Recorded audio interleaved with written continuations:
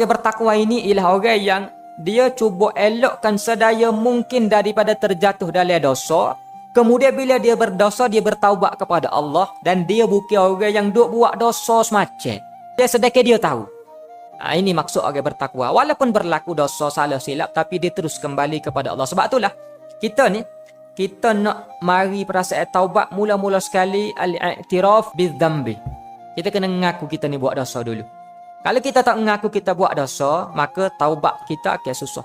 Dan taubat ini dia bukan semata-mata istighfar. Taubat itu bukan maksud ambil butir sebah, duk kira 100 kali istighfar, astagfirullah, astagfirullah, cukup 100 kali. Walaupun istighfar itu min amaliyati taubah, daripada amalan-amalan taubah. Tapi hak naknya perasaan dalam kita berasa ya kita buat tu dosa dulu. Jadi sekarang kita buat dosa, kau tak buat, ngaku dulu. Hamba buat dosa. Pada buat dosa, wa may yaghfiru dzunuba illallah. Tidak ada siapa-siapa yang boleh hilangkan dosa kita. Takkan nak klik dengan berdosa lagu ni kepada Allah. Kok mana kita akan mati? Takkanlah kita nak klik dengan cara sebegini, dengan tidak diampunkan dosa. Tidak ada yang dapat mengampuni dosa kita melainkan Allah.